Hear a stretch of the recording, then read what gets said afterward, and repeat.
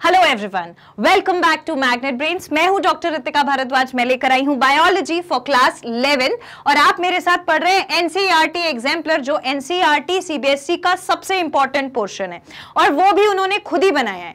Clear?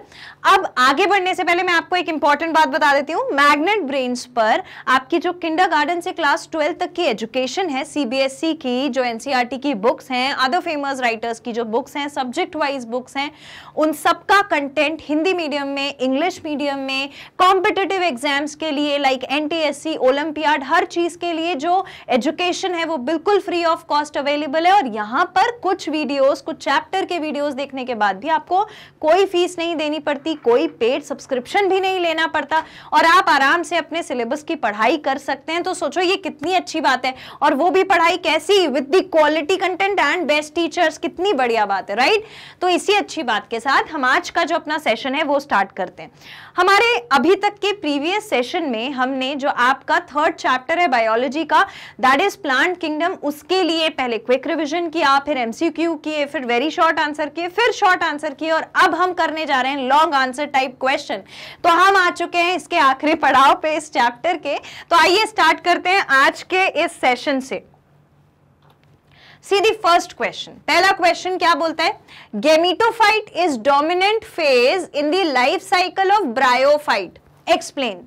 जो gametophyte होता है, किसका? ब्रायोफाइट का, वो डोमिनेंट फेज होता है। और डोमिनेंट फेज अपन किसी भी चीज को कब बोलते हैं? जब वो टाइम ड्यूरेशन, उस स्ट्रक्चर का टाइम ड्यूरेशन उस प्लांट की लाइफ में ज्यादा हो और साइज में भी वो ज्यादा हो, तो हम बोलेंगे कि ये डोमिनेंट फेज है, डोमिनेंट चीज हो गई। तो ब्रायोफाइट जो हैं उनके पास गेमिटोफाइट जो हैं वो डोमिनेंट फेज में रहते हैं, तो हमें इतना तो मालूम है।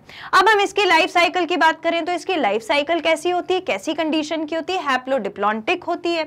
Main plant body of bryophyte is haploid. Main plant body जो है वो तो हैप्लॉइड है। It produces gamete, hence it is called as gametophyte. Gamete produce कर रहा है, इसीलिए अपन ने उसे गेमिटोफाइट भी बोला है। डेफिनेटली स्पोरोफाइट जो स्पोर प्रोड्यूस करेगा, गेमिटोफाइट जो गेमीट्स प्रोड्यूस करेगा। Sex organ in bryophytes are multicellular, और इनके सेक्स ऑर्गन कैसे होते हैं? मल्टीसेल्युलर होते हैं। अगर हम मेल सेक्स ऑर्गन की बात करें तो वो कहलाता है antheridium. Antheridium male sex organ है और आर्किगोनियम फीमेल सेक्स ऑर्गन है। और जो एंथ्रीडियम है वो क्या प्रोड्यूस करेगा? क्योंकि ये मेल सेक्स ऑर्गन है तो मेल सेक्स सेल ही तो प्रोड्यूस करेगा। सो इट इज बाइफ्लैजिलेटेड एंथ्रियोजॉइड और बाइसिलिएटेड स्पर्म। ये क्या प्रोड्यूस करता है? प्रोड्यूस करेगा बाइसिलिएटेड स्पर्म, मतलब जिसमें दो सीलियां हो स्पर्म में, या फिर बाइफ्लैजिलेटेड एंथ्रियोजॉइड। एंथ्रियोजॉइड जहां पर दो फ्लैजिला है उसको बोलेंगे बाइफ्लैजिलेट। तो ये इस तरीके का स्ट्रक्चर प्रोड्यूस करता है। फिर हम बात करते हैं फीमेल सेक्स ऑर्गन की, जो मैंने आपको अभी बताया कि वो आर्किगोनियम होता है। वो कैसा होता है? वो फ्लास्क शेप्ड होता है एंड प्रोड्यूस करता है सिंगल एग। वो किस तरीके का दिखता है? देखो अपन ने पढ़ा था ना, ये ऐसा फ्लास्क शेप होता है। जब अपन ने वो पढ़े थे नेक कैनाल सेल्स, और हमने देखा था कि यहाँ पर ये इसका एग सेल होता है और बाकी सारे इसके ऐसे सेल्स होते हैं, इस तरीके से अरेंज रहते हैं। और इसका ये वाला जो पोर्शन होता है, कौन सा वाला? ये वाला जो स्वोलन पोर्शन है, इसको छोड़ दें तो ये जो ऊपर वाला पोर्शन होता है इसको नेक पोर्शन बोलते हैं। तो ये जो नेक पोर्शन है, यहाँ पे नेक कैनाल सेल होते हैं, ठीक है। और यहाँ पर है ये वाला पोर्शन कहलाता है वेंटर, और यहाँ पर वेंटर सेल्स होते हैं। और ये जो है ये इंपॉर्टेंट है अभी हमारे लिए, ये है एग। तो ये स्ट्रक्चर देखने को मिलता है यहाँ आर्किगोनियम में, जो फ्लास्क शेप होता है और प्रोड्यूस करता है सिंगल एग, जो आपको दिख रहा है। Antherozoids are released into water where they come in contact with the archegonium, यानी इनके फर्टिलाइजेशन के लिए वाटर जरूरी होता है। क्या जरूरी होता है? वाटर जरूरी होता है, तभी ये फर्टिलाइजेशन कर पाते हैं, यानी कि fusion of male and female gamete कर पाते हैं। So it is necessary for them. इसके बाद अब ये जो ब्रायोफाइट है इसमें एंथ्रियोजॉइड जो है वो फ्यूज कर जाएगा एग के साथ। डेफिनेटली फ्यूज करेगा ना एंथ्रियोजॉइड एग के साथ, और प्रोड्यूस करेगा जाइगोट, क्योंकि जब फर्टिलाइजेशन होता है, फ्यूजन होता है, तो जाइगोट प्रोड्यूस होता है। Zygote do not undergo reduction division immediately, और उसमें कोई रिडक्शन डिवीजन तुरंत नहीं होता, and they produce multicellular body called sporophyte. और फिर आगे जाके ये एक मल्टीसेल्युलर बॉडी बना देते हैं जो कहलाता है स्पोरोफाइट। स्पोरोफाइट मतलब स्पोर्स प्रोड्यूस करने वाली body. So that is all about the life cycle of gametophyte. और क्यों गेमिटोफाइट डोमिनेंट फेज है वो हमने देखा, क्या क्या प्रोड्यूस करता है, मेल सेक्स ऑर्गन क्या है, फीमेल सेक्स ऑर्गन क्या है, मेल सेक्स ऑर्गन क्या प्रोड्यूस करेगा, फीमेल सेक्स ऑर्गन क्या प्रोड्यूस करेगा, फर्टिलाइजेशन होगा तब जाइगोट बनेगा, और आखिरकार जब गेमिटोफाइट है उसके इन सारे फंक्शंस की वजह से स्पोरोफाइट बनने वाला है। ठीक है, तो हमें स्पोरोफाइट जो कि फिर से मल्टीसेल्युलर स्ट्रक्चर है, वहां पे चालू हुआ था जब भी मल्टीसेल्युलर स्ट्रक्चर था, तो ये सारी चीजें ये प्रोसेस होता है ब्रायोफाइट्स में। क्लियर? नेक्स्ट क्वेश्चन देखिए, नेक्स्ट क्वेश्चन देखिए, with the help of diagram, with the help of schematic diagram describe the haplodiplontic life cycle pattern of plant group। हमें क्या एक्सप्लेन करना है, haplodiplontic life cycle कैसा होता है प्लांट ग्रुप का, राइट? अब ये जो haplodiplontic life cycle की बात कर रहे हैं, पहले तो मुझे ये बताओ कि haplodiplontic life cycle किस किस में देखा जाता है। मुझे कमेंट में अभी इसका आंसर लिख के बताओ, कौन से प्लांट ग्रुप में haplodiplontic दोनों लाइफ साइकिल haplodiplontic कंडीशन देखी जाती है। जल्दी से प्लांट का ग्रुप टाइप कर दो, कौन सा वाला है, कमेंट में जल्दी से मुझे बता दो। ठीक है, अब सुनो, अब इतना तो मालूम है कौन से में होती है, कौन से में होती है, टेरिडोफाइट्स में देखने को मिलती है, राइट? और किसमें, टेरिडोफाइट्स में और ब्रायोफाइट्स में। क्लियर? Okay, very good. यही आंसर लिखा था सबने, नहीं लिखा था? याद करना है इस चीज को। अब देखो, हमसे पूछा है कि स्कीमेटिक डायग्राम बना के बताओ हैप्लोडिप्लॉन्टिक लाइफ साइकिल कैसी होती है, पर उसके लिए हमें पता होना चाहिए कि हैप्लोडिप्लॉन्टिक लाइफ साइकिल में क्या होता है, और आंसर को आप उसी पैटर्न में फिर फॉलो करोगे लिखने का प्रोग्राम। क्लियर? तो पहले हम बताएंगे कि हैप्लोडिप्लॉन्टिक कहलाता ही क्यों है। तो जो सेक्सुअल रिप्रोड्यूसिंग प्लांट होते हैं उसमें ऑल्टरनेशन इन जनरेशन होता है। ये ऑल्टरेशन ऑफ जनरेशन हमने पढ़ा हुआ है कि स्पोरोफाइट से गेमिटोफाइट, गेमिटोफाइट से स्पोरोफाइट, गेमिटोफाइट से स्पोरोफाइट, ये जो आपस में एक दूसरे को फॉलो कर रहे हैं, कुछ ना कुछ क्राइटेरिया करके एक दूसरे को बना रहे हैं, प्रोड्यूस कर रहे हैं, उसको हम क्या बोलते हैं, alteration in generation between haploid and diploid phase. किसमें हो रहा है, हैप्लॉइड और डिप्लॉइड फेज में हो रहा है, यानी स्पोरोफाइट और गेमिटोफाइट फेज में हो रहा है। तो हैप्लॉइड और डिप्लॉइड स्ट्रक्चर्स यानी स्पोरोफाइट और गेमिटोफाइट जो स्ट्रक्चर्स हैं वो कैसे होते हैं। Haploid plant body is termed as gametophyte, haploid plant body जो होती है उसको गेमिटोफाइट बोलते हैं, और स्पोरोफाइट को क्या बोलते हैं, डिप्लॉइड। गेमिटोफाइट गेमिट प्रोड्यूस करेगा, स्पोरोफाइट क्या प्रोड्यूस करेगा, वापस से गेमिटोफाइट प्रोड्यूस करने की कोशिश करेगा। क्लियर? तो while the diploid plant body is called sporophyte, ये मैंने आपको बताया, gametophyte produces gametes by mitosis while haploid spores are produced by sporophyte by meiosis। तो दोनों में जो डिवीजन है, टाइप ऑफ सेल डिवीजन वो अलग अलग हो गया। एक में माइटोसिस डिवीजन होता है जिसको हम इक्वेशनल डिवीजन कहते हैं, इक्वल नंबर रहते हैं, और यहाँ पर होता है मियोसिस जो होता है रिडक्शनल डिवीजन। मियोसिस होगा स्पोरोफाइट में, माइटोसिस होगा गेमिटोफाइट में। गेमिटोफाइट गेमीट प्रोड्यूस करेगा, स्पोरोफाइट स्पोर प्रोड्यूस करेगा, और ऑल्टरेशन इन जनरेशन चलता रहेगा। जब दो गेमीट्स फ्यूज हो जाते हैं, जब ये दोनों गेमीट्स फ्यूज होते हैं तो ये जाइगोट प्रोड्यूस करते हैं, और जाइगोट फिर आगे जाके क्या बनाता है, डिप्लॉइड स्पोरोफाइट बना लेता है। और किससे बना था, गैमीट्स बने थे किससे, गेमिटोफाइट से। गैमीट्स बने थे, गेमिटोफाइट ने बनाए, ये पन्ने बनाए गैमीट्स, ठीक है। और इन गैमीट्स का जब फ्यूजन हुआ, फर्टिलाइजेशन हुआ, फ्यूजन हुआ, तो इनने आगे जाके बनाया स्पोरोफाइट, स्पोरोफाइट बनाया। क्लियर? और आपको ये हमेशा से पता है कि जो गैमीट होता है, गैमीट के पास हमेशा एन होता है, यानी single set of chromosome, haploid होता है, और वो जब फ्यूज होता है तो कौन कौन फ्यूज होता है, दो गैमीट्स फ्यूज होते हैं ना फ्यूजन में, फर्टिलाइजेशन में, तो उसके बाद जो स्ट्रक्चर बन जाता है वो 2n वाला बन जाता है, तो ये डिप्लॉइड हो जाता है, ये हैप्लॉइड हो जाता है, और ये ऑल्टरेशन इन जनरेशन हो जाता है, और ये स्पोरोफाइट वापस से स्पोर्स प्रोड्यूस कर देगा। क्लियर? तो ये हमें बेसिक क्राइटेरिया मालूम है कि क्या क्या होता है हैप्लॉइड और डिप्लॉइड स्ट्रक्चर्स और उनका क्या काम है। इसके बाद अपन बात करते हैं हैप्लोडिप्लॉन्टिक लाइफ साइकिल पैटर्न की। अब ये जो रेड कलर लगा लेते हैं वो थोड़ा ज्यादा अच्छा है। हैप्लोडिप्लॉन्टिक लाइफ साइकिल होती है सच एज इन ब्रायोफाइट्स और टेरिडोफाइट्स। अभी मुझे आपने कमेंट में बताया है कि ब्रायोफाइट और टेरिडोफाइट में देखी जाती है। ये दोनों फेजेस जो हैं वो मल्टी सेल्यूलर फेजेस हैं। कैसे फेजेस हैं? मल्टी सेल्यूलर फेजेस हैं। जबकि अगर अपन सिर्फ ब्रायोफाइट की बात करें तो आपको याद है ब्रायोफाइट जो है वो एक ऐसा स्ट्रक्चर है प्लांट का जहां पर वाटर नेसेसरी है फर्टिलाइजेशन के लिए, ये तो याद है ना। तो ब्रायोफाइट जो होते हैं वो फर्टिलाइजेशन के लिए उन्हें वाटर जरूरी है, वो उनका कैरेक्टरिस्टिक है, लेकिन बॉडी कैसी होती है, साइज में स्मॉल होंगे और कैसे होंगे, फोटोसिंथेटिक या इंडिपेंडेंट होंगे और रिप्रेजेंट करते हैं एक डोमिनेंट फेज को। क्लियर। पार्टली और totally dependent sporophyte is physically attached to the gametophyte, और गेमीटोफाइट के ही ऊपर स्पोरोफाइट अटैच रहता है। ये अपन ने डायग्राम मैंने आपको बना के बताया था। N spores dispersed by sporophyte germinate into individual gametophytic plant। यानी ये जो यहाँ पर इतनी कहानी लिखी हुई है ये बेसिकली ये बोल रही है कि स्पोरोफाइट था, स्पोरोफाइट गेमीटोफाइट से तो अटैच था, दोनों स्ट्रक्चर्स एक दूसरे के ऊपर अटैच थे। जब स्पोर डिस्पर्स हुए तो स्पोरोफाइट ने गेमीटोफाइट बनाया, गेमीट बनेगा, गेमीटोफाइट क्या बनाएगा, गेमीट बनाएगा, फ्यूजन करेगा, स्पोरोफाइट बनाएगा, स्पोरोफाइट स्पोर बनाएगा, डिस्पर्स होंगे और आगे जाके वो क्या बनाएंगे, gametophyte. Clear. Alteration in generation भी दिख गया, हैप्लोडिप्लॉन्टिक लाइफ साइकिल भी दिख गई, लेकिन क्वेश्चन में लिखा हुआ था कि आपको इसे डायग्राम के साथ रिप्रेजेंट करना है। तो डायग्राम जो है वो भी देख लो। अपन ने पहले स्पोरोफाइट ले लिया, स्पोरोफाइट कैसा है, 2n वाला स्ट्रक्चर, अभी मैंने इससे पहले आपको बना के भी बताया था, ठीक। और उस स्पोरोफाइट ने मियोसिस के थ्रू स्पोर्स बनाए।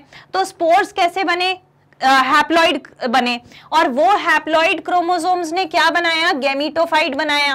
गेमीटोफाइट ने फिर गेमीट बनाए और गेमीट दो फ्यूज हुए होंगे और सिंगेमी हो गई होगी तो बना जाइगोट, जो फिर से 2n स्ट्रक्चर था। तो आधी लाइफ साइकिल में डिप्लॉइड पोर्शन देखने को मिलता है, आधी लाइफ साइकिल में हैप्लॉइड पोर्शन देखने को मिलता है। तो हैप्लोडिप्लॉन्टिक लाइफ साइकिल इनकी हो जाती है। ये डायग्राम जरूरी है, आप इस डायग्राम की डेफिनेटली प्रैक्टिस कर लीजिए क्योंकि क्वेश्चन में इसी तरीके से डायग्राम बनाने को बोला गया है। अब हमने ब्रायोफाइट्स की बात तो कर ली, अब हम बात करेंगे टेरिडोफाइट्स की। टेरिडोफाइट्स जो है वो उनके पास 2n यानी कि डिप्लॉइड फेज डोमिनेंट होता है। डिप्लॉइड फेज 2n वाला फेज डोमिनेंट होता है और n वाला जो है वो कैसा है, well organised independent, while the n phase free living होता है, इंडिपेंडेंट होता है और कम समय के लिए रहता है, फोटोसिंथेटिक है, इंडिपेंडेंट है, फोटोसिंथेसिस कर सकता है। और ये जो दोनों ग्रुप है, in both these group of plant mobile mail gamete antherozoid produce by sex organ antheridia. Antheridium क्या प्रोड्यूस कर देता है, मेल गैमीट, जो क्या कहलाता है, एंथेरोजॉइड कहलाता है। और वो क्या करेगा, वो आर्किगोनियम के पास जाएगा। आर्किगोनियम यानी कि female sex cell, female gamete. Archegonium bearing egg cell, उसके पास कौन प्रेजेंट है, एग सेल प्रेजेंट है, वो फ्लास्क शेप स्ट्रक्चर था, याद आ गया, अभी थोड़ी देर पहले मैंने बताया था। तो वहां पर एग सेल प्रेजेंट है। अब ये जो मूव करके मेल गैमीट गया है ये फीमेल गैमीट के पास जा करके फ्यूज हो जाएगा, लेकिन इसको इस काम के लिए वाटर की जरूरत पड़ेगी। Clear. Egg is non motile, hence reproduction is oogamous. Oogamous reproduction show करते हैं, इसको हाईलाइट करके मार्क करके लिख लेना। ऊगेमस का मतलब क्या होता है, वो रिप्रोडक्शन जहां पर दो बिल्कुल डिसिमिलर गैमीट्स प्रेजेंट हो साइज में और शेप में, जो एक दूसरे से अलग दिखते हैं। मेल वाला जो था वो कैसा था, मेल वाला travel to male gamete antherozoid produced by sex organ antheridium travel to archegonium, जिसके पास एग सेल है, वाया मीडियम ऑफ वाटर। ये जरूर लिख देना कि वाटर के थ्रू गया। और इन दोनों ग्रुप में मेल वाला कैसा था, मोबाइल था, लेकिन जो फीमेल वाला गैमीट था वो मोबाइल नहीं था। तो दोनों में डिफरेंस है ना, दोनों के स्ट्रक्चर में डिफरेंस है, क्योंकि जब भी मेल गैमीट जो है वो मूव करता है तो किसकी मदद से मूव करता है, सीलिया की मदद से या फिर फ्लैजिला की मदद से, बाय फ्लैजिलेटेड, अपन ने थोड़ी देर पहले पढ़ा भी था। तो ये जो दो शब्द हैं ये क्यों जरूरी है, क्योंकि मेल वाला जो गैमीट है उसको मूव करना है, मूव करने के लिए थ्रेड लाइक स्ट्रक्चर प्रेजेंट है, जो कि फीमेल गैमीट में नहीं प्रेजेंट है और दोनों एक दूसरे से अलग हैं। तो ये ऊगेमस फर्टिलाइजेशन हो गया। तो इस क्वेश्चन में हमने लगभग कितनी बातें करी, इस क्वेश्चन में हमने बहुत सारी बातें करी। पहले हमने बताया सेक्सुअली जो रिप्रोड्यूस करने वाले प्लांट है उनमें गैमीटोफाइट स्टेज भी है और स्पोरोफाइट स्टेज भी है। गैमीटोफाइट गैमीट बनाता है, स्पोरोफाइट स्पोर बनाता है, और बाद में क्या होगा, जब गैमीटोफाइट गैमीट बनाएगा फ्यूजन करके ये स्पोरोफाइट ही बनाएगा, और जो स्पोरोफाइट है वो स्पोर बनाएगा, तो बाद में वो ही स्पोर आगे जाके गैमीटोफाइट बनाएंगे। मतलब ये दोनों स्ट्रक्चर आपस में इंटरचेंज होते रहते हैं और ऑल्टरेशन ऑफ जनरेशन होता रहता है। अब फिर हमने बताया हैप्लॉइड जो है वो गैमीट है, डिप्लॉइड जो है वो स्पोर है, काम हम बता चुके। फिर हमने बताया ब्रायोफाइट में हैप्लोडिप्लॉन्टिक लाइफ साइकिल कैसी होती है, कैसे कैसे प्रोड्यूस होती है, वो भी बना के बताया। एंड स्पोर्स जो होते हैं they are dispersed by sporophyte germinate individual gametophytic plant, और वो स्पोर्स जो है वो जर्मिनेट होकर इंडिविजुअल प्लांट बना लेते हैं जो आगे जाके गेमेटोफाइट बन जाता है। सिमिलरली टेरिडोफाइट्स में क्या होता है, oogamous टाइप का रिप्रोडक्शन होता है। एंड फेज मतलब डोमिनेंट फेज देखने को मिलती है डिप्लॉइड वाली। और oogamous रिप्रोडक्शन का मतलब क्या होता है, जहां पर दो बिल्कुल अलग अलग गेमीट्स फ्यूज हो जाएं। और ये अलग अलग कैसे थे, एक मोटाइल था एक नॉन मोटाइल था, एक छोटा था एक बड़ा था, तो दोनों अलग थे और ये हो गए फ्यूज, तो हो गया इनका रिप्रोडक्शन। वो कैसा था, oogamous था। कैसा था, oogamous था। ठीक है, so that is all about this question. इसके बाद हम नेक्स्ट क्वेश्चन की तरफ आगे बढ़ते हैं। I hope this much is clear. थोड़ा याद करना पड़ेगा और इस डायग्राम को डेफिनेटली बना के 2-3 बार प्रैक्टिस कर लीजिए, तो ही आप अच्छे से इस आंसर को रिप्रेजेंट कर पाओगे और खुद भी समझ पाओगे। Anyhow making a diagram is very necessary for you also to understand. Clear? Okay, let's move ahead. Okay, so let's see the next question. Lichen is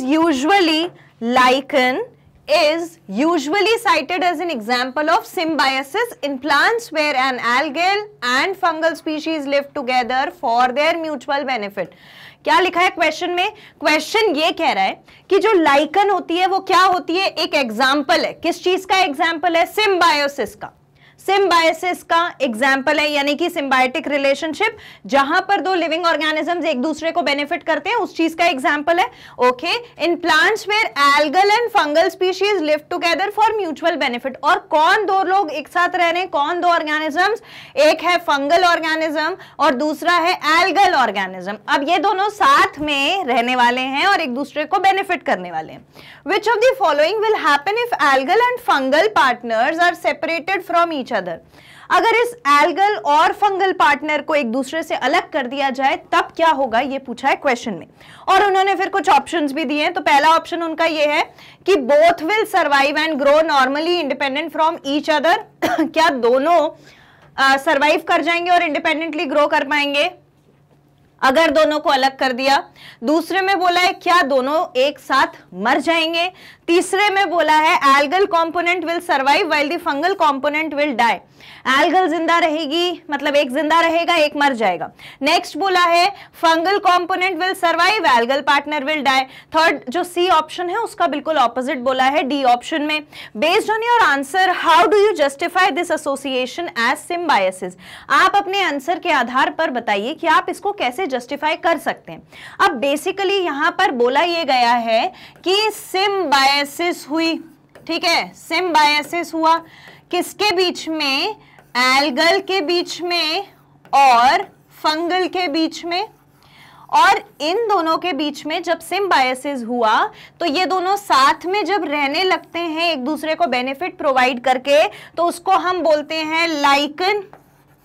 lichen ही तो कहलाता है वो, जहां पे एल्गल और फंगल एसोसिएशन होती है उसको अपन लाइकल बोलते हैं। अब ये जो लाइकन है इसमें से अपन ने क्या किया, एक इन दोनों को अलग कर दिया, इन दोनों को साथ में नहीं रहने दिया। तब क्या होगा, क्या दोनों सरवाइव कर पाएंगे, क्या दोनों मर जाएंगे, क्या एल्गल बचेगा और फंगल पार्टनर मर जाएगा, या फंगल पार्टनर बचेगा और एल्गल पार्टनर बच जाएगा? ये हमें इस क्वेश्चन में बताना है। ठीक, अब इसको बताने के लिए हमें क्या पता होना चाहिए कि ये जो एल्गल और फंगल पार्टनर हैं ये क्या बेनिफिट कर रहे हैं एक दूसरे को, कौन सा म्यूचुअल बेनिफिट प्रोवाइड कर रहे हैं एक दूसरे को। अगर आपको पता है कि एल्गे क्या है, एल्गल जो पार्टनर है वो क्या करने वाला है, वो फूड प्रिपेयर करने वाला है by the process of photosynthesis because it is autotrophic. वो क्या है, वो है ऑटोट्रॉफिक। भूल जाते हो क्या, याद आ गया ना, ऑटोट्रॉफिक है जो अपना खाना खुद बना रहा है। तो ये खाना बनाने वाला पार्टनर है और ये फंजाई क्या करेगा, फंजाई न्यूट्रिशन अब्सॉर्ब करने में, वाटर अब्सॉर्ब करने में हेल्प करेगा एल्गल पार्टनर को। ठीक है, अब ये दो चीजें दोनों एक दूसरे को प्रोवाइड कर रहे हैं। अब तुम मुझे ये बताओ कि तुम्हें क्या लगता है, जल्दी से कमेंट में बताओ कि कौन सा वाला बचेगा कौन सा वाला नहीं बचेगा, जल्दी से बताओ। मैं आपको पहले 1 मिनट देती हूँ और उसके बाद मैं अपना आंसर बताऊंगी, और मैं डेफिनेटली कमेंट्स आपके हर बार देखती हूं। तो मुझे बताओ कि एल्गल पार्टनर बचेगा या फंगल पार्टनर बचेगा, या दोनों मर जाएंगे, या दोनों में से कोई एक मरेगा, बेस्ड ऑन योर अंडरस्टैंडिंग। मैंने अभी तक आपको क्विक रिविजन में भी ये बात कराई है ना। क्विक रिवीजन में भी अपन ने इस बारे में पढ़ा है, पहले 10th क्लास में भी इस बारे में पढ़ा है, लाइफ प्रोसेसेस नाम के चैप्टर में। तो अब आप मुझे बताओ आपके अकॉर्डिंग क्या हो सकता है, फिर मैं अपना पॉइंट ऑफ व्यू बताऊंगी। आई होप आपने इतनी देर में आंसर टाइप करके और डाल दिया होगा, ठीक है। अब मैं आपका आंसर चेक करने वाली हूं इस वीडियो के बाद। अब मैं आपको अपना आंसर बताती हूं, ठीक है। अब होगा क्या कि ये जो सिम्बायोटिक रिलेशनशिप है ना, ये एक दूसरे को बेनिफिशियल है, तभी तो ये रिलेशनशिप एग्जिस्ट करती है। और बेनिफिशियल का मतलब ये होता है कि भाई तुम मुझे खून दो मैं तुम्हें आजादी दूंगा, ऐसा ही वाला इसका भी है, इसका भी ऐसे ही रिलेशनशिप है। दोनों को कुछ ना कुछ एक दूसरे से चाहिए है, जो कि इन दोनों के जिंदा रहने के लिए जरूरी है, तभी तो ये साथ में रह रहे हैं, है ना।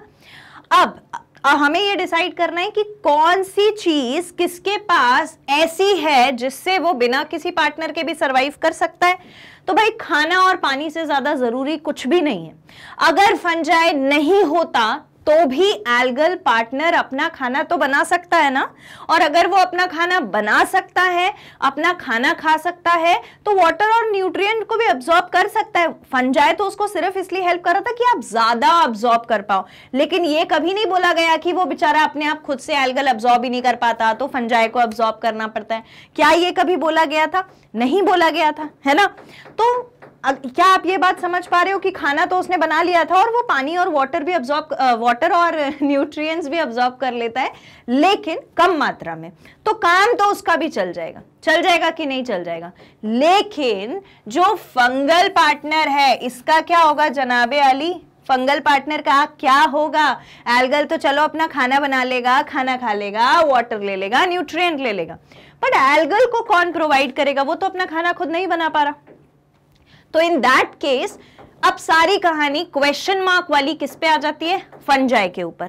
यहां तक बात समझ में आ गई ना कि एल्गल को कोई प्रॉब्लम नहीं होने वाली है, और both will survive, grow normally and independent from each other. ये जो अपना पहला वाला ऑप्शन है ये तो यहां गलत हो जाता है, क्योंकि हमने कहा ये प्रॉब्लम में है, फंजाई प्रॉब्लम में है, एल्गल तो सर्वाइव कर जाएगी। अभी हमारा सोल्यूशन पूरा नहीं हुआ, अभी हम उस पर बात कर रहे हैं। उसके बाद बोथ विल डाई, तो हमें यह भी पता चल गया कि एल्गल तो नहीं मरने वाला, तो ये alga is not going to die. Third option और फोर्थ ऑप्शन है ना, 2 ऑप्शन बचे। एक कह रहा है एल्गल कंपोनेंट सर्वाइव करेगा, दूसरा कह रहा है फंगल कंपोनेंट सर्वाइव करेगा। मतलब दोनों में से एक सर्वाइव करेगा, यही इन दोनों ऑप्शंस का मतलब है। अब कौन सा सर्वाइव करेगा? एल्गल पार्टनर जो है, मैं इसे दूसरे कलर से मार्क कर देती हूं। एक्चुअली में एल्गल पार्टनर सर्वाइव करेगा क्योंकि उसके पास हर चीज अवेलेबल है to survive in the habitat. ठीक, वो जिस एनवायरनमेंट में रह रहा है वहां पर वो सर्वाइव कर पाए, उस चीज के लिए उसकी रोजमर्रा की सब चीजें उसके पास अवेलेबल हैं। लेकिन फंजाई जो है उसके पास अवेलेबल नहीं है। उसको खाना कौन बना के देगा? और जब खाना ही नहीं मिलेगा, इतनी मारामारी खाने के लिए ही तो हो रही है, और अगर उसे खाना ही नहीं मिलने वाला है तो फिर वो कैसे सर्वाइव कर सकता है? वो सर्वाइव नहीं कर पाएगा। ठीक, तो ये यहां तक तो हमें कहानी समझ में आ गई कि ये सर्वाइव करेगा, ये नहीं करेगा, इसके पास अपना खाना था, इसके पास नहीं था। मैं इस चीज को आपको बाकी कहानी बता के कॉम्प्लिकेट नहीं करना चाहती हूँ। I want this thing to be clear in your mind, इसलिए मैंने आपको सिंपल लॉजिक समझा दिया। पर आप हो 11th क्लास में, you are going to be a future doctor, right? आपका आंसर लिखना इस बायोलॉजी की क्लास में बहुत मैटर करता है, क्योंकि एग्जाम में भी आप वही जाके लिखोगे, फिर कॉलेज में भी आप वही टेंडेंसी मेंटेन करोगे अपनी आंसर लिखने की। तो अब जब भी हम आंसर लिखते हैं तो हम बहुत स्पेसिफिक चीजों को मेंशन करते हैं, और हम long answer type question solve कर रहे हैं तो हम हर बात लिखेंगे। सिम्बायोसिस क्या है? फंजाई और एल्गल साथ में रहते हैं तो क्या कहलाते हैं? फंजाई ने क्या किया, एल्गल ने क्या किया, और फिर इनके आंसर पे आएंगे। तो अभी आपको ये समझ में आ गया, एल्गल सर्वाइव करेगा, फंजाई नहीं कर पाएगा। Algal component will survive while the fungal component will die. ठीक, ये हमारा ऑप्शन सी बिल्कुल सही है, लेकिन ऑप्शन डी गलत, ऑप्शन बी गलत, ऑप्शन ए गलत। ठीक, अब आओ, अब अपन आंसर की तरफ आगे बढ़ते हैं। कंसेप्ट तो हमने समझ लिया, ठीक, ध्यान से देखना इस चीज को, ठीक है।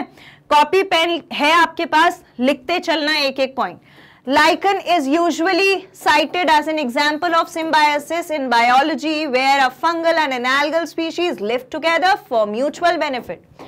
जो lichen है, अभी अपन ने बोला था ना एल्गल पार्टनर और फंगल पार्टनर एक साथ रहते हैं तो लाइकन कहलाता है। बस सबसे पहले हम इंट्रोडक्शन देंगे कि लाइकन एक एग्जाम्पल है सिम्बायोटिक रिलेशनशिप का, जहां दो ऑर्गेनिज्म, एक एल्गाई दूसरा फंजाई, एक साथ रहते हैं और एक दूसरे को कुछ बेनिफिट प्रोवाइड करते हैं। इजी, ये तो चलो अपन ने ऐसा स्टेटमेंट दिया जो क्लास 10th का स्टूडेंट भी दे सकता था। आगे बढ़ते हैं। The algal component synthesises the food through photosynthesis, ये भी मैंने आपको अभी बताया था 2 मिनट पहले। एल्गल पार्टनर अपना खाना खुद बनाने में सक्षम है और वो खाना कैसे बनाएगी? फोटोसिंथेसिस की मदद से, which is utilized by the fungal species for its survival, और वही खाना फंजाई भी ले लेती है अपने सर्वाइवल के लिए। The fungal component in return provides shelter and waste products that are consumed by algal species, और in return ये क्या प्रोवाइड करेगी?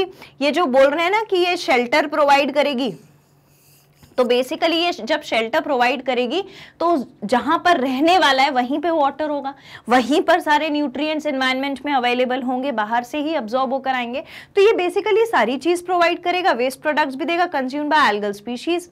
इसके बाद अच्छा, अब ये जहां पर एक्सपेरिमेंट वर्ड आ जाता है तो मैं आपको ये चीज यहां बता देती हूं कि ये जो क्वेश्चन आपके सामने पुटअप किया गया है, कौन सा क्वेश्चन? ये वाला कि हमने अगर लाइकन में से एक पार्टनर को हटा दिया तब क्या होगा, हमें बताओ।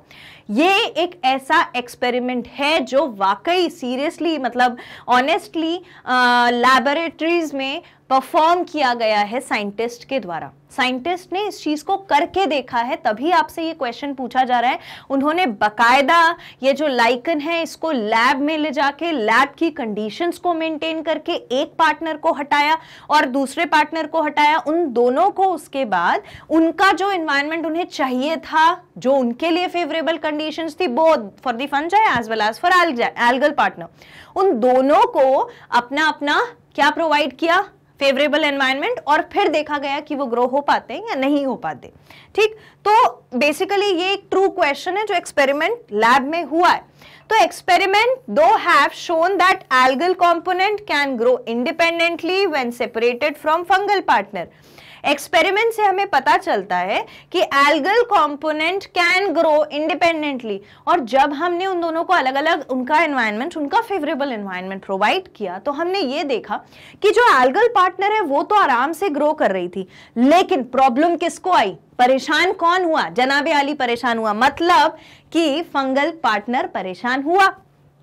तो ये जो फंगल स्पीशीज है ये दिक्कत में आ गई। फिर क्या हुआ? But same is not true with the fungal component which dies when separated from algal component. खाना नहीं मिलेगा तो क्या ही करेगा, वो तो मर ही जाएगा, राइट? तो एल्गल पार्टनर तो जी गई, लेकिन फंगल पार्टनर जो थी वो प्रॉब्लम में आ गई, उसके साथ बहुत दिक्कत हो गई, भाई खाना ही नहीं मिल रहा था उसे। This association is therefore a typical case of master-slave relationship. इसको बोला जाता है मास्टर स्लेव। अब ये जो मास्टर स्लेव रिलेशनशिप लिखा है, यहां पर मास्टर कौन है और स्लेव कौन है? तो मास्टर वही है जिसने अपने पास रख तो लिया है एक स्लेव, और वो स्लेव उसको क्या काम करके देगा? देखो, मास्टर और स्लेव कौन होता है? मास्टर जो होता है वो स्लेव से अपने काम करवाता है, ठीक है। मास्टर यहाँ पे कौन है जिसको अभी तक बुरा बुरा बोल रहे थे? वो फंजाई। वो फंजाई क्या करेगी? वो फंजाई यहाँ रहेगी और उसने एक स्लेव रख रखा है एल्गाई नाम का, जो उसको खाना बना बना के देता है और सरवाइव करने के लिए ये उसे जगह देता है। इसीलिए बोला कि फंजाई तुम मास्टर हो और एल्गाई तुम उसके स्लेव हो, क्योंकि तुम उसे खाना बना के दे रहे हो। लेकिन देखो, जो स्लेव होता है वो हर काम को जानता है, और वो क्योंकि काम को जानता है वो बिना उसके भी सरवाइव कर जाएगा, लेकिन मास्टर सरवाइव नहीं कर पा रहा, ठीक है। तो अब क्या होगा? वेयर फंगस यानी कि master has trapped the algal component, जहां पर ये जो फंगस है इसने ट्रैप करके रखा है अपने स्लेव को। कौन है स्लेव इसका? ये एल्गल है इसकी स्लेव, जो इसका क्या काम करने वाली है? खाना बना के देने वाली है। For its own survival while giving nothing in return to it. उसने और उसे ऐसा कुछ भी नहीं दिया जिसके बदले में इतना बड़ा काम उसका हो रहा था। फंजाई ने क्या दिया, ऐसी कौन सी बड़ी चीज दे दी? एल्गे जो है बेचारी कहीं भी रह लेती, कहीं पर भी रह करके अपना जो वाटर है वो सब ऑब्टेन कर सकती थी अपने हैबिटेट में से। ऐसा जरूरी नहीं था कि उसके लिए फंजाई जरूरी है तभी वो कर पाए, तो वो तो बिना फंजाई के भी सरवाइव कर गई। लेकिन फंजाई ने क्या किया, अपना जो स्लेव बनाया उसको बोलता है खाना बना के दो मुझे तुम, ठीक है। So that is what is the master slave relationship. इसके अलावा कई ऑथर्स, कई साइंटिस्ट का कहना है, some authors consider this association as controlled parasitism due to the fact that sometimes the fungus sends its haustoria into the algal cells to derive nourishment. इसको कई बार parasitism भी बोला है कई साइंटिस्ट ने, लेकिन अब आगे से इसका ये मतलब बिल्कुल नहीं है। Yes, make it very sure, इसका ये मतलब बिल्कुल भी नहीं है कि अगली बार से जब आप इसको लिखोगे एल्गल और फंगल रिलेशनशिप को in the name of lichen, lichen बोल के जब आप इसे लिखोगे तो कभी भी पैरासाइटिज्म में मेंशन नहीं करना है, ये सिम्बायोटिक रिलेशनशिप ही है। लेकिन कुछ साइंटिस्ट का ऐसा कहना था कि ये पैरासाइटिज्म है, क्योंकि पैरासाइट क्या करता है, या तो आपकी बॉडी के ऊपर रहता है या आपकी बॉडी के अंदर रहता है और अपना न्यूट्रिशन ऑब्टेन करता है। उसी तरीके से ये जो फंजाई है, ये मास्टर है ना, तो ये क्या करती है, ये अपने हॉस्टोरिया को किसमें भेज देती है, एल्गल सेल के अंदर। ये हॉस्टोरिया को एल्गल सेल के अंदर भेज देती है और उससे फिर अपना नरिशमेंट, अपना न्यूट्रिशन ड्राइव करती रहती है और वहां से वो अपना खाना जो है खाती रहती है। कौन सी पार्टनर, फंगल पार्टनर, किससे, एल्गल सेल के अंदर से। तो क्योंकि ये क्या कर रही है, उसकी बॉडी के अंदर जा करके अपना खाना लेके आ रही है, इसीलिए इसको पैरासाइटिज्म बोला गया। तो हमने इस क्वेश्चन के क्या क्या एस्पेक्ट पढ़े, हमने इस क्वेश्चन में ये एस्पेक्ट्स को पढ़ा कि symbiotic relationship between algal and fungal partner is called lichen. अगर उन दोनों को किसी रीजन से अलग कर दिया जाए तो एल्गल क्या प्रोवाइड कर रही थी, फूड प्रोवाइड कर रही थी, और ये क्या प्रोवाइड कर रहा था, शेल्टर, है ना। फंजाई शेल्टर प्रोवाइड कर रहा था हैबिटेट में। तो एल्गल ने क्या किया, एल्गल को जैसे ही अलग किया तो वो अपना खाना बना सकता था, उसने अपना खाना बनाया, वो जी गया। फंगल पार्टनर बेचारा खाना नहीं बना पाया तो वो मर गया। इसके अलावा हमने बोला कि इनकी जो फंजाई की और एल्गे की जो एसोसिएशन है उसको हम मास्टर स्लेव एसोसिएशन भी बोल सकते हैं या एक नजरिए से पैरासाइटिज्म भी बोल सकते हैं, बट कंसिडर हम इसे सिम्बायोसिस में ही करेंगे क्योंकि लॉजिकली, कंसेप्चुअली ये सिम्बायोटिक एसोसिएशन ही है। अब मैं आपको एक और इंपॉर्टेंट बात बताती हूं जो कि बहुत ही इंपॉर्टेंट बात है इस क्वेश्चन की। कई जगह, कई बुक्स के अकॉर्डिंग यहां लिखा होता है इसका आंसर जो है वो लोग मानते हैं बोथ विल डाई, जो कि गलत है। They both are not going to die. Why? Because the algal partner can survive. अपना खाना बना के वो जैसे तैसे सर्वाइव कर जाएगी अगर उसे फेवरेबल कंडीशन मिली है। लेकिन फंजाई के पास कोई फूड ऑब्टेन करने का तरीका नहीं था तो मुश्किल में आ जाती है फंजाई और वो मर जाती है। That is why option C is the correct answer which says algal component will survive while the fungal component will die. जो कह रही है एल्गल कंपोनेंट सर्वाइव करेगी, फंगल कंपोनेंट जो है वो मर जाएगी। क्यों मर जाएगी? क्योंकि उसे खाना नहीं मिलेगा। ठीक है, भले ही वो मास्टर है लेकिन उसे खाना नहीं मिल पाया। Okay fine, so will move on to the next question. See next question क्या बोलता है, explain why sexual reproduction in angiosperms is said to take place through double fertilization and triple fusion।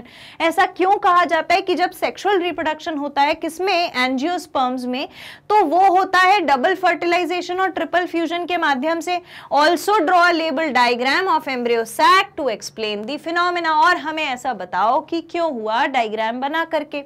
तो इसका जो आंसर है वो क्या है, ये पूछ रहे हैं कि डबल फर्टिलाइजेशन हुआ ही क्यों, ट्रिपल फ्यूजन हुआ ही क्यों। तो पहले तो बताओ डबल फर्टिलाइजेशन और ट्रिपल फ्यूजन का क्या मतलब है। डबल फर्टिलाइजेशन का मतलब है कि जब पोलन ट्यूब स्टिग्मा से होकर के, स्टाइल से होकर के ओवरी के अंदर पहुंचता है तो वो लेकर आता है पोलन ग्रेन। 2 पोलन ग्रेन लेके आता है। एक पोलन ग्रेन जैसे उसको सिनर्जिड्स दिखते हैं, उसमें से सिनर्जिड्स अपने अपने केमिकल रिलीज करते हैं, वो समझ जाता है मुझे यहीं पर एक पोलन ग्रेन, एक जो मेल गैमीट है वो रिलीज करना है।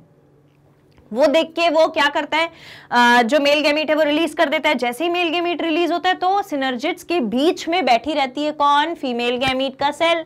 तो वो दोनों सेल्स आपस में फ्यूज कर जाते हैं, मेल गैमीट फीमेल गैमीट, और फर्टिलाइजेशन हो जाता है।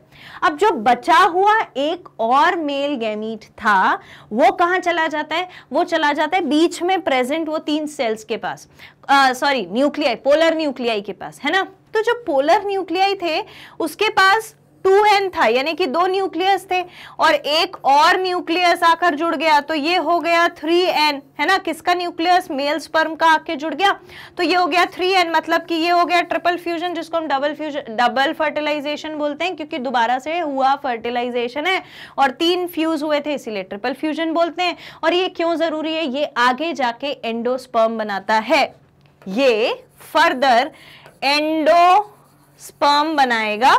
एंडोस्पर्म क्या करेगा, सीड को एंडोस्पर्म प्रोवाइड करता है nutrition while the seed is going to grow, इसीलिए ये जरूरी है। आंसर देखो, after entering one of the synergids the pollen tube releases 2 male gametes, pollen tube में से 2 मेल गैमीट्स रिलीज हुए थे into cytoplasm of the synergid, कहां पे, सिनर्जिड के पास। और क्योंकि 2 रिलीज हुए थे, एक ने फ्यूजन कर लिया वहां पे और वो क्या बना लेगा, सीड बना लेगा, और दूसरा वाला पोलर न्यूक्लियाई के पास जाकर के फ्यूज करा ताकि वो सीड को एंडोस्पर्म बनाने के लिए काम आ जाए और फिर बाद में न्यूट्रिशन प्रोवाइड करेगा।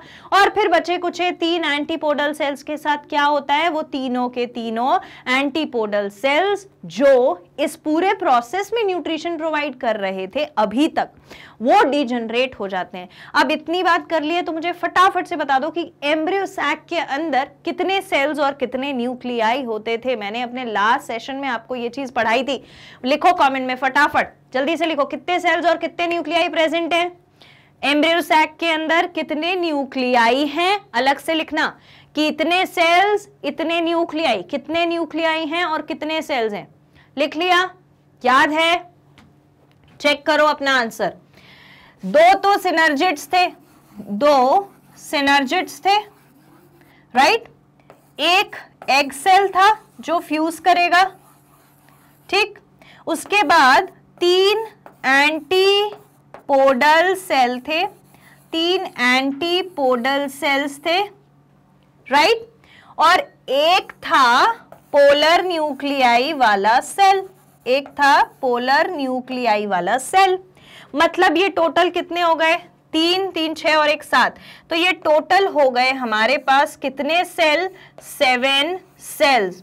और इन 7 सेल्स के पास देखा जाए तो कितने न्यूक्लियस, 7 न्यूक्लियस, लेकिन पोलर न्यूक्लियाई के पास 2 न्यूक्लियस होते हैं, तो total 8 nucleus will be present in the embryo sac.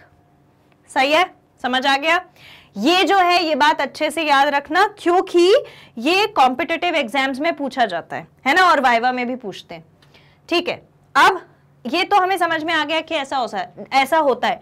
Diagram की बात करें तो वही डायग्राम बनाना है, ये यहां पर भी बना हुआ है, लेकिन मैं आपको फिर भी अलग से बनाकर बता देती हूँ क्योंकि एग्जाम में जाके आपको बनाना है।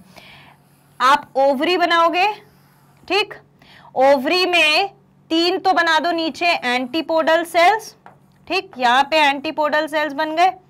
यहां पर अपना क्या प्रेजेंट है, पोलर न्यूक्लियाई प्रेजेंट है। यहां पर 3 सेल प्रेजेंट है, 2 सिनर्जिड और एक मेन एग सेल, ठीक।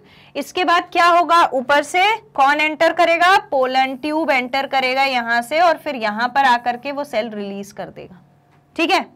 मार्क कर लेना है बस, जो ये 2 जो हैं ये सिनर्जिड्स हैं, सिनर्जिड्स हैं। ये जो है ये क्या है, यहाँ पर पोलर न्यूक्लियाई है, ठीक है। और नीचे एंटीपोडल सेल्स हैं, नीचे एंटीपोडल सेल्स हैं, ठीक। और ये सब क्या करने वाले हैं, जिसका काम रहेगा बस वही रहेगा, बाकी सबको भगा दिया जाएगा, बाकी सब के सब डीजनरेट हो जाएंगे। क्लियर हो गया, very good. Now we'll move on to the next question. See check the next question. अच्छा, इस चैप्टर में डायग्राम्स जो है वो बहुत जरूरी है, बेहद जरूरी है। बिना डायग्राम करे इस चैप्टर को अटेम्प्ट करने की तुम कोशिश भी मत करना, बिल्कुल मत करना। क्यों नहीं करना? क्यों नहीं करना? क्योंकि मार्क्स, मैक्सिमम मार्क्स के क्वेश्चन में हो सकता है 5 मार्क्स के क्वेश्चन में सिर्फ आपसे डायग्राम ही पूछ लिया जाए, और अगर आप वहां कॉम्पिटेटिव एग्जाम के बारे में फोकस कर रहे हो तो मैं आपको बता देती हूँ वहां पे डायग्राम दिया रहता है, लेबलिंग्स नहीं दी रहती हैं और आपसे लेबलिंग्स पूछी जाती हैं। इसीलिए दोनों एस्पेक्ट से डायग्राम जरूरी है। कोई भी चीज डायग्राम बना के याद रखोगे तो वैसे भी ज्यादा याद रहेगा। आइए नेक्स्ट क्वेश्चन देखते हैं, सीधी next question. So question number 5 says draw labelled diagram of, we need to draw label diagram किस किस चीज का? Female and male thallus of liverwort, and then we have gametophyte and sporophyte of funaria, and the third diagram alternation of generation in angiosperm। अभी यहाँ diagram देख के आधी तबीयत खराब हो गई होगी, लेकिन नहीं होनी चाहिए। अभी मैंने इससे पहले आपको यही बताया था कि डायग्राम जो है वो बहुत इंपॉर्टेंट है, उसकी काफी इंपॉर्टेंस होती है। क्यों होती है? क्योंकि लॉन्ग नोट में पूछा जाता है और अब हम उसको डिस्कस करेंगे। तो पहला डायग्राम हमसे क्या पूछा है? सबसे पहला पूछा है female and male thallus of liverwort. आइए उसका डायग्राम चेक करते हैं। अब ये फीमेल और मेल थैलस ऑफ लिवरवर्ट है, थैलस बोला गया है मतलब कि प्लांट बॉडी डिफरेंशिएटेड नहीं है। एक थैलस लाइक, जिसको अनडिफरेंशिएटेड मास ऑफ सेल्स भी बोल सकते हैं, वैसा स्ट्रक्चर देखने को मिलेगा। So here is the proper diagram for you. यहां पर ये जो ग्रीन पोर्शन आप देख रहे हैं, ये जो लीफ वाला पोर्शन आपको दिख रहा है, कौन सा लीफ वाला पोर्शन? देखो ये वाला, ये पूरा, ये वाला जो ये ग्रीन वाला पोर्शन दिख रहा है, ये पूरा क्या है? ये पूरा है थैलस। ठीक, कैसा है? थैलस है। इसके बाद नीचे छोटे छोटे से आपको राइजोइड रूट लाइक स्ट्रक्चर दिख रहे हैं। उसके बाद हमें अलग से आर्कीगोनियोपोर दिख रहा है, राइट। सिमिलरली हमसे मेल और फीमेल थैलस ऑफ लिवरवर्ट दोनों बोले गए थे। तो अब हम दूसरे वाले डायग्राम को देखें, मेल वाले। ये तो फीमेल वाला पार्ट था, फीमेल थैलस का डायग्राम था लिवरवर्ट का। जब मेल थैलस की बात आती है तो थैलस तो उसमें भी वैसा ही रहेगा, राइजोइड तो उसमें भी वैसे ही रहेंगे, लेकिन इसके पास एंथ्रीडियोपोर रहेगा, न कि आर्कीगोनियोपोर रहेगा। सिमिलर स्ट्रक्चर है, ऑलमोस्ट सिमिलर है, और सारा का सारा डिफरेंस कहां आता है? सारा का सारा डिफरेंस इस पोर्शन में आता है, यानी कि वो पोर्शन जो बेसिकली सेल्स को रखता है अपने पास। कौन से वाले सेल्स? जो सेल्स रिप्रोडक्शन में हिस्सा लेने वाले हैं। रिप्रोडक्शन से मेरा मतलब है जो आगे जाके ग्रो होने वाले हैं, वो डिवाइडिंग सेल्स कहां प्रेजेंट है? एंथ्रीडियोपोर और आर्कीगोनियोपोर में। ठीक है। So basically what do you need to do over here is, what you will do here is कि हमें डायग्राम बना के बताना है। ठीक, हम डायग्राम कैसे बना के बताएंगे? पहले हम थैलस लाइक स्ट्रक्चर बनाएंगे। ठीक है, थैलस लाइक स्ट्रक्चर बनाया, फिर हमने उसके राइजोइड बनाए, ये राइजोइड छोटे छोटे दिख रहे हैं। ठीक, उसके बाद हमने एक और पोर्शन बनाया जहां पर अब हम दिखाएंगे कि ये वाला जो हमारा पोर्शन है ये क्या है? ये हमारा आर्कीगोनियोपोर है, ये है आर्कीगोनियोपोर।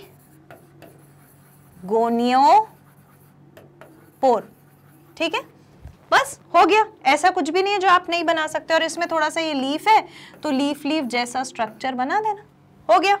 सिमिलरली हम जब किसकी बात करेंगे, ये तो हमने बनाया आर्कीगोनियोपोर, अब एंथ्रीडियोपोर भी तो बनाना पड़ेगा।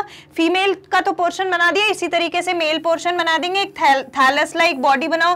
थैलस लाइक बॉडी का मतलब है कि जो डिफरेंशिएटेड ना हो, बस ऐसी समझ में आ रही है कि कोई मास ऑफ सेल्स है, कुछ उसके तरीके का दिख रहा है। ठीक, फिर छोटे छोटे यहाँ पे राइजोइड यानी कि रूट लाइक स्ट्रक्चर बना दो। उसके बाद यहां से हमने बना दिया क्या? यहां से हमने बना दिया एंथ्रीडियोपोर, एंथ्रीडियोपोर। क्लियर हुआ? इसमें क्या डिफिकल्ट है? क्या नहीं बना सकते? थैलस नहीं बन पा रहा तो कोई डिजाइन ही नहीं है थैलस का। रूट नहीं बन पा रहे, सीलिया जीवन भर से बनाते आ रहे हैं ना, पैरामीशियम और इन सब चीजों में। आर्कीगोनियोपोर में क्या है? एक ये जो तुम लोग अपने लोअर क्लासेस में फूल बनाते थे वही तो है, वैसे ही तो है। क्या नहीं बन सकता? बन सकता है ना, ये सबसे इजी वाला फूल। ठीक, ये हो गया हमारा मेल और फीमेल थैलस का डायग्राम।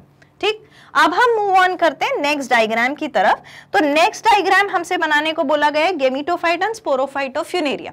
मतलब फ्यूनेरिया जहां पर गेमिटोफाइट और स्पोरोफाइट एक साथ देखने को मिलते हैं, वो कैसे होते हैं? तो देखो, गेमिटोफाइट वाला जो स्ट्रक्चर होता है, ठीक, उसके पास क्या क्या चीजें प्रेजेंट है पहले वो देख लो। उसके पास प्रेजेंट है राइजोइड यानी कि रूट लाइक स्ट्रक्चर, फिर एक मेन एक्सिस है और फिर है लीफ। ये rhizoid root like structure, main axis है और लीफ। ठीक, इतना पोर्शन मार्क कर दिया कि ये वाला यहां से यहां तक का जो पोर्शन है ये हमारा गेमिटोफाइट पोर्शन है। उसके बाद ऊपर हमने क्या बनाया, एक सीटा बनाया, ये एक ऐसा फिलामेंट जैसा स्ट्रक्चर बनाया जो कि सीटा है, और यहाँ पर कैप्सूल है जो स्पोर्स को अपने पास रखेगा। ठीक, तो बस एक ऐसा सीटा बनाया और फिर एक कैप्सूल रखने के लिए एक बलून लाइक स्ट्रक्चर बना दिया। तो नीचे वाला पोर्शन यहाँ तक तो गेमिटोफाइट था, ऊपर वाला यहाँ से यहाँ तक का जो पोर्शन है वो क्या हो गया, स्पोरोफाइट पोर्शन हो गया। बस ये हमारा डायग्राम है स्पोरोफाइट और गेमिटोफाइट का फुनेरिया के लिए। ठीक है, अब ये बताओ कि हमें इसको बना के तो तुम्हें बता ही सकती थी, तो फिर मैंने ये ऐसा क्यों डायग्राम मैं आपके लिए लेके आई, इसीलिए लेके आई कि जितना विजुअलाइज करोगे, जितना देखोगे, जितनी बार पढ़ोगे उतना ज्यादा याद रहेगा, और जितनी भी गलतियां करनी है वो सारी की सारी यहीं करनी है। वहां एग्जाम देने जाओगे तो वहां पे कोई गलती एंटरटेन नहीं की जाएगी, यहाँ चाहे आप 100 बार गलतियां करो। तो पहले अच्छे से देख लो, ये आपके बुक के डायग्राम्स हैं, ऐसे ऐसे स्ट्रक्चर्स होते हैं, ये लेबलिंग्स करनी है, और उसके बाद खुद ने प्रैक्टिस करनी है। तो अब आप इसको अपनी कॉपी में भी प्रैक्टिस कर सकते हो। पहले हमने राइजॉइड लाइक स्ट्रक्चर बनाया, फिर हमने मेन एक्सेस बनाई, फिर लीव्स बनाई, फिर सीटा और कैप्सूल बनाया। अब बोलोगे कि मैम ये वाला बना के नहीं दिखाया आपने, आप तो अब ऐसे ही वाला डायग्राम ले आए, इसीलिए मैं बना के भी बता देती हूँ, तुम्हारी शिकायत नहीं हो बाद में, है ना। तो अब हम बना रहे हैं गेमिटोफाइट, स्पोरोफाइट, किसका, फ्यूनेरिया का। ठीक है, तो पहले सबसे इजी वाला स्ट्रक्चर बना लो, रूट बन गए। उसके बाद एक मेन एक्सिस बना लो। ठीक, मेन एक्सिस के बाद लीफ लाइक स्ट्रक्चर्स बना लो। ये लीफ लाइक स्ट्रक्चर बन गया, ऐसे ही था ना, लीफ लाइक स्ट्रक्चर बन गया, बहुत सारी लीव्स हैं उसमें।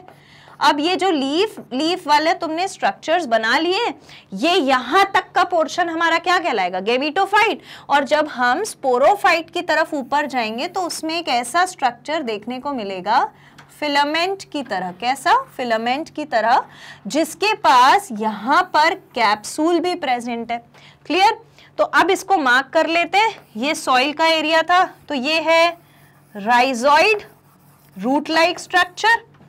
उसके बाद ये क्या है, दिस इज मेन स्टेम, है ना, this is the main portion, ये मेन एक्सिस है जिसने होल्ड करके रखा है रूट में किसको, इस पूरे पोर्शन को। So this is main stem, और यहां पर ये जो है ये क्या है, ये है लीव्स। ठीक, इसके बाद ये वाला जो पोर्शन है ये क्या है, दिस इज कॉल्ड सीटा, दिस इज कॉल्ड सीटा। और ये जो पोर्शन है ये क्या कहलाता है, ये कहलाता है कैप्सूल, ये कहलाता है कैप्सूल। अब यहां से यहां तक का पोर्शन ये कहलाएगा गेमिटोफाइट, ये कहलाएगा गेमिटोफाइट। और ये वाला जो स्ट्रक्चर है ये क्या कहलाएगा, ये कहलाएगा sporophyte, sporophyte, which is going to produce spore. Gametophyte is going to produce gametes and sporophyte is going to produce spores. हो गया, एक ही में दोनों चीजें देखने को मिल गई ना, इजी है। अब ये डायग्राम आपने बना भी लिए हैं मेरे साथ, देख भी लिए हैं, इनके लेबलिंग्स भी देख लिए हैं। और मेरे हिसाब से पता है मुझे क्या लगता है, जब मैं स्कूल में थी, मैं 11th-12th का एग्जाम देती थी, तो मुझे लगता था किसी चैप्टर में से अगर सबसे पहले कोई चीज पढ़नी है ना तो वो पढ़ लो डायग्राम। क्यों पढ़ लो डायग्राम, क्योंकि अगर 5 मार्क्स में पूछा गया तो ये तो नंबर पक्के हैं। देखो आंसर लिखने में गलती हो सकती है, डायग्राम बनाने में बायोलॉजी का स्टूडेंट कभी गलती नहीं कर सकता। तो यहाँ आपके 5 नंबर पूरे आपको मिल जाएंगे। क्लियर, आगे बढ़ते हैं। एक और क्वेश्चन में हमसे थर्ड जो पूछा गया था वो ये पूछा गया था, ऑल्टरनेशन ऑफ जनरेशन बना के बता दो एंजियोस्पर्म में। क्या बता दो, ऑल्टरनेशन इन जनरेशन। तो बता देते हैं, वो भी बताना ही पड़ेगा पूछा है तो। देखो ये जो डायग्राम है, ये इतना सारा क्या दिख रहा है, अभी बना के बताऊंगी। ये पूरा जो दिख रहा है ये है ऑल्टरनेशन इन जनरेशन। अब यहाँ पे बस एक बात ये है कि यहाँ हर चीज को छोटा छोटा पिक्चर के साथ पोर्ट्रे किया गया है, इसीलिए हो सकता है आपको थोड़ा सा डिफिकल्ट फील हो अभी देखने में, जैसे ही समझाऊंगी इजी हो जाएगा। सबसे पहली चीज हम कहाँ से चालू करते हैं, हम एंथर जहां से मिलते हैं, यानी कि मेल पार्ट जो होता है फ्लावर का और फीमेल पार्ट जो होता है फ्लावर का, वहां से चालू करते हैं।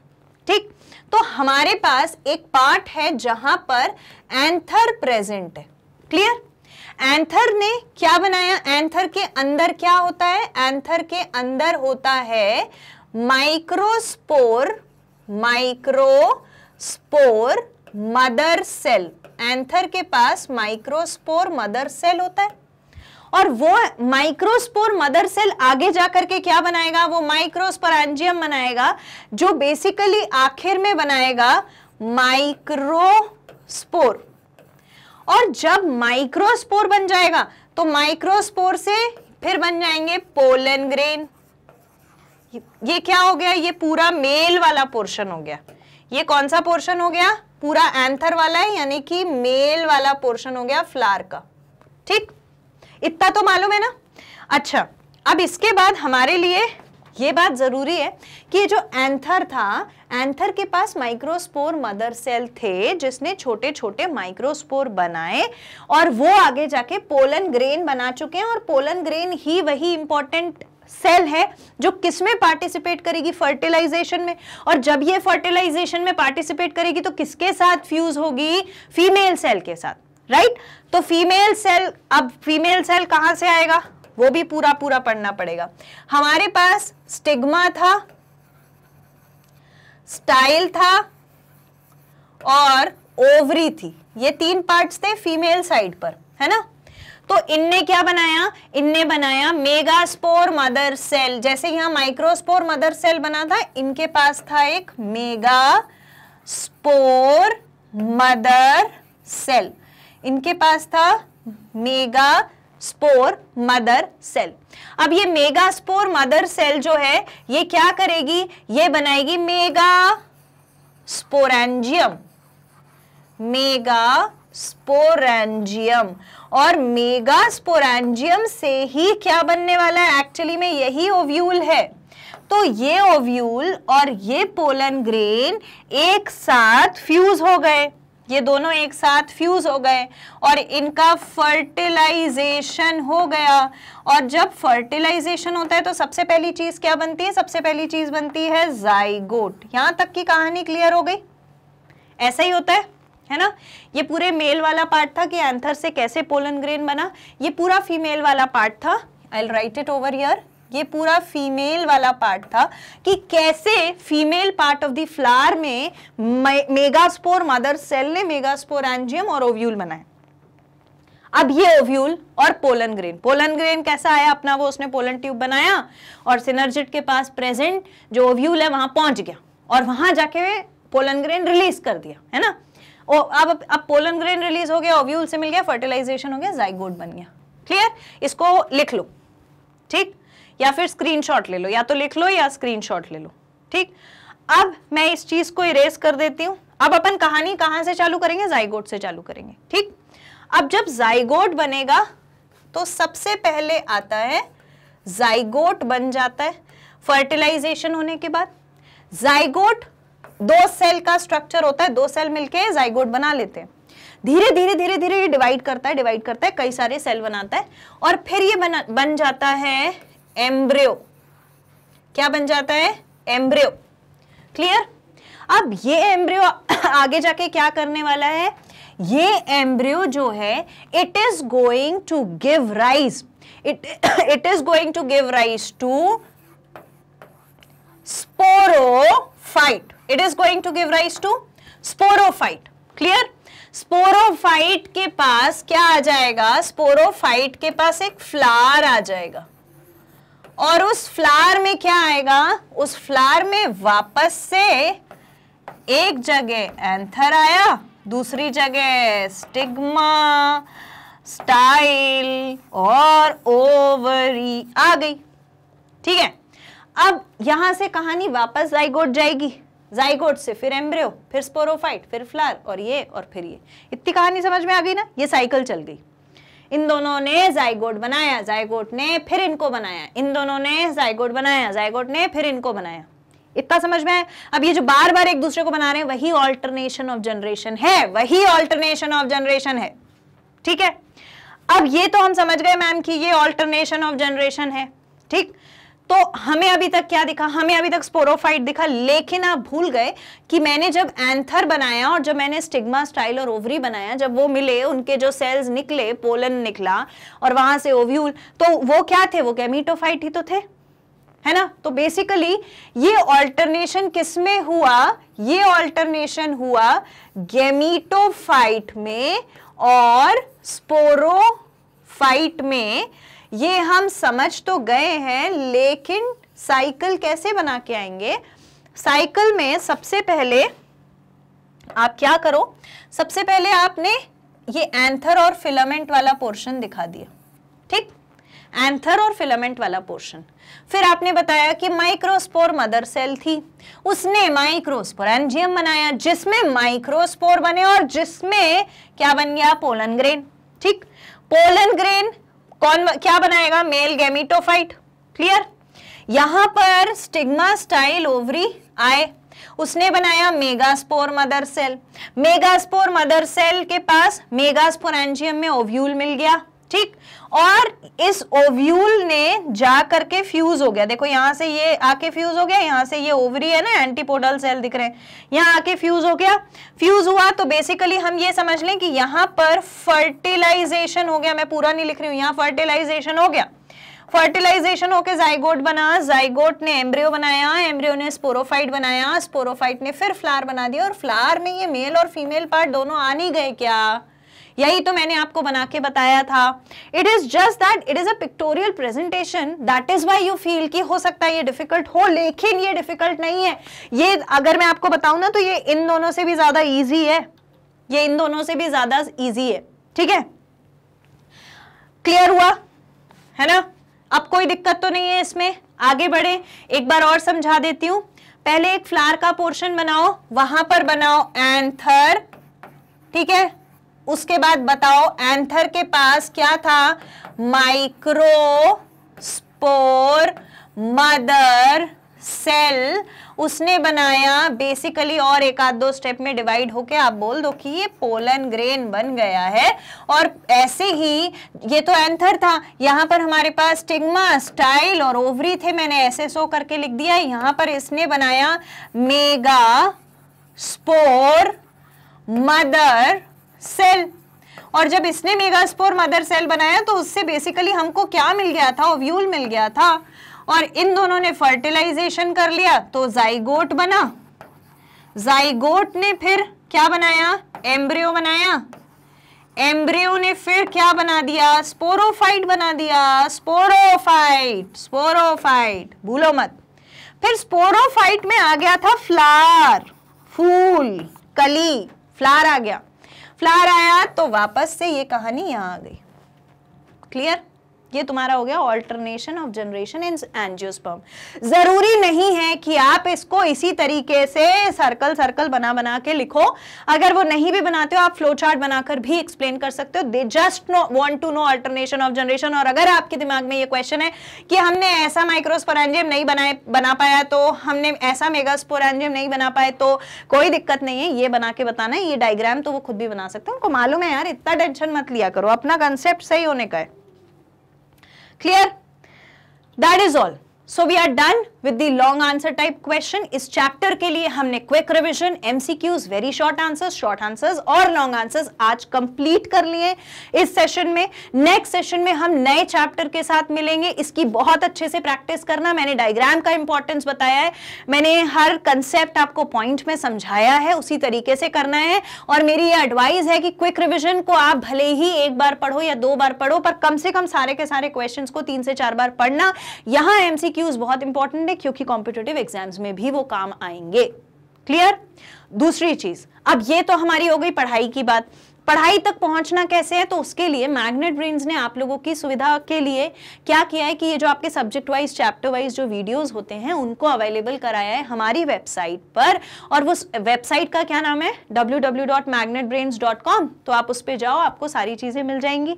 और अगर उस पर नहीं जाने का मन है तो आप प्ले स्टोर में अवेलेबल मैग्नेट ब्रेन्स नाम से जो ऐप है उस पर जाओ, वो और भी बढ़िया है आपके लिए। बस उस ऐप को ओपन करो, उसमें आपको सारी चीजें सीक्वेंस में मिल जाएंगी ताकि आप अपने सिलेबस की पढ़ाई आसानी से कर सकें, आपको कोई भी दिक्कत ना आए। और जो वेबसाइट है उसको विजिट करने के लिए क्या करना पड़ेगा, आपको टाइप करना है www.magnetbrains.com। तो ऐसा एक पेज ओपन होगा आपके सामने, वहां पे सर्च कर सकते हो आप अपने कोर्सेज को, या फिर आप एक्सप्लोर कर सकते हो कोर्सेज को। यहाँ Hindi medium, English medium, NTSC, olympiad, सारी चीजें लिखी हुई है। उसको सिलेक्ट कर लिया, ऐसा पेज ओपन हुआ, यहाँ पे अपनी क्लास सिलेक्ट कर ली। जैसे हम एनसीईआरटी एग्जाम्पलर 6 to 12 को देखना है, जिसमें आपको अपने 11th क्लास का एग्जाम्पलर मिलेगा, तो वहां पे आपको देखो फिजिक्स के 11 12 के, फिजिक्स के, केमिस्ट्री के, बायोलॉजी के। हमको बायोलॉजी पढ़ना था तो हमने बायोलॉजी पर वॉच नाउ क्लिक कर दिया। जैसे ही हमने बायोलॉजी पर वॉच नाउ क्लिक किया तो हमारे सामने क्या ओपन हो जाएगा, बायोलॉजी का पेज ओपन हो जाएगा। यहाँ पे आपको मेरी पिक्चर भी दिख रही है कि मैंने ये पढ़ाया है आपको, और इसके बाद आपको पूरा डिस्क्रिप्शन दिख रहा है, this course covers the following, क्या क्या है इसमें। इसके बाद नीचे लिखा है चैप्टर वाइज वीडियो, ये आपके सबसे काम की चीज, यहाँ पे पूरे वीडियोस अवेलेबल है। सोचो पूरे वीडियोस, यहाँ तक कि सिलेबस ओवरव्यू हुई है, तुम्हें समझ में आ जाएगा तुम्हें क्या क्या पढ़ना है, कैसे कैसे पढ़ना है, क्यों पढ़ना है, किसकी इंपॉर्टेंस है, किसकी नहीं है, किसमें क्या आता है। घबराने की कोई बात नहीं है, सारी चीजें आपको लेक्चर्स यहाँ पर मिल जाएंगे। लेक्चर्स को ओपन करिए तो इस तरीके से वो पर्टिकुलर लेक्चर जो है आपके सामने प्ले होने लग जाएगा। That is all. इसके अलावा जैसे आप अपनी पढ़ाई मैग्नेट ब्रेन से कर रहे हो, वैसे ही आपके आसपास अगर कोई भी हिंदी मीडियम के स्टूडेंट्स हैं तो उन्हें ये जाकर बताओ कि अब उनके लिए भी है मैग्नेट ब्रेन्स हिंदी, जहां पर वो अपनी पढ़ाई जो है वो बहुत अच्छे से कर सकते हैं। नोटिफिकेशंस पाने के लिए सब्सक्राइब कर लें इस चैनल इसको। और क्यों सब्सक्राइब करना जरूरी है, ताकि कोई भी नोटिफिकेशन जो है वो मिस ना हो, क्योंकि मैग्नेट ब्रेन्स एक ऐसा प्लेटफॉर्म है जहां पर एजुकेशन बिल्कुल free of cost, quality content और बेस्ट टीचर्स के साथ अवेलेबल है।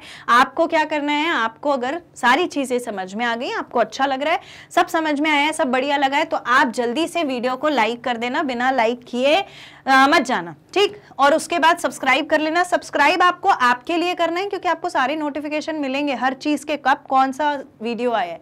और उसके बाद इसे शेयर जरूर करना अपने सारे फ्रेंड्स और सिबलिंग्स के साथ। उम्मीद करती हूँ you felt very good. I will meet you again in the next session. Thank you so much.